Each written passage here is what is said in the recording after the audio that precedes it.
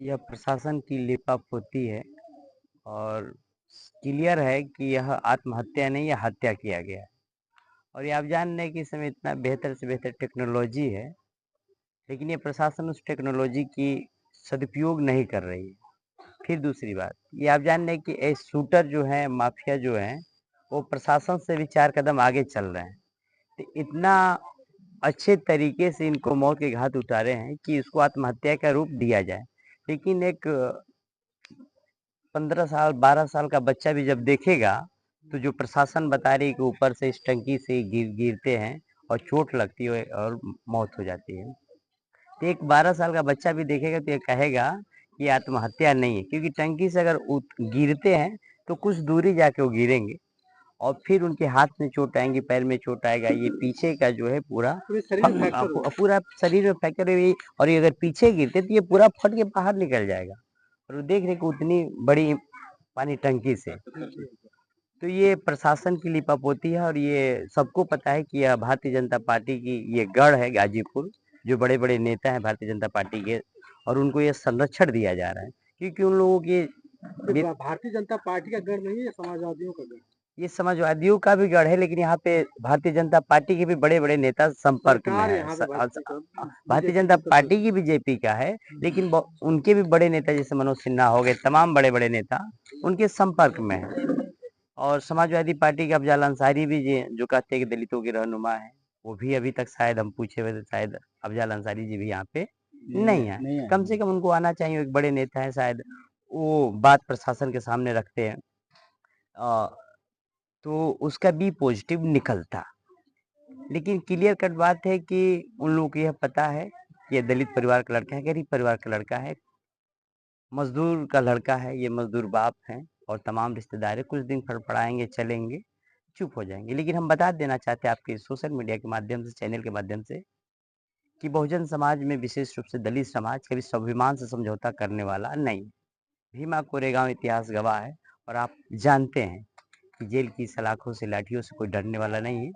लेकिन हम लोग डॉक्टर अम्बेडकर साहब को मानने वाले लोग हैं। संवैधानिक तरीके से प्रशासन से हम लोग न्याय मांग रहे हैं, और जिस दिन अगर लग जाएगा पूर्णतः कि प्रशासन न्याय नहीं देगी, तब हम लोग सड़कों पे उतरने के लिए और सड़क से लेके सदन तक सड़कों को जाम करने का काम किया जाएगा, जब तक हमारा भाई नीरज को न्याय नहीं मिल जाता। परिवार से बातचीत की आपने, क्या कहा परिवार वाले पिताजी, बिल्कुल पिताजी कहे कि हम कहे कि पिताजी, उनका मामला ये है कि वो चाहते हैं कि 10 दिन पिताजी ने कहा कि नहीं, हम रुकेंगे नहीं, जब तक न्याय नहीं मिल जाता तब तक हम चैन से सोने वाले नहीं हैं। मैं धन्यवाद दूंगा पिताजी के हौसले को सलाम करूंगा कि एक बेटा चला गया, उसके बावजूद भी एक बेटे के न्याय के लिए निरंतर लगे हुए, और वो कह रहे कि कुछ भी हो जाए हम न्याय लेके रहेंगे। और मैं भी विश्वास दिलाता हूँ कि आपका बेटा जितेंद्र धनराज और पूरे उत्तर प्रदेश के हजारों लाखों युवा साथी आपके साथ ही, क्योंकि सोशल मीडिया के माध्यम से हमें भी पता चला और तमाम पूरे उत्तर प्रदेश में यह गामा गमी का है कि जब से भारतीय जनता पार्टी तुरंत 3.0 मोदी की सरकार बनती है, तो अभी एक मालीपुर में लड़के को धारदार हथियार से मार के उसको लहुलियान कर दिया जाता है। और यहाँ पे भी आप देखते हैं, फिर अभी कानपुर में भी देखे, अलीगढ़ में भी देखे, तमाम हत्याएं हो रही है। तो ये सीधा सीधा बात है, सरकार के द्वारा, भारतीय जनता पार्टी के द्वारा लीपा पोती किया जा रहा है कि किसी तरह इसको आत्महत्या का दिया जाए। लेकिन 12 साल का बच्चा भी अगर देखेगा तो ये कहेगा कि लीपा पोती आत्महत्या नहीं है, यह मर्डर है।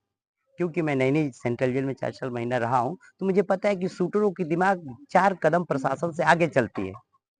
एक उनका प्रोपोगंडा होता है, 6 महीना साल भर पहले उस पे काम करते हैं, और इनको साजिशन के तहत उसी तहत मारा गया। जैसे लोग बताने की स्टेटस लगाया गया, तो स्टेटस हत्यारे लगाए हैं।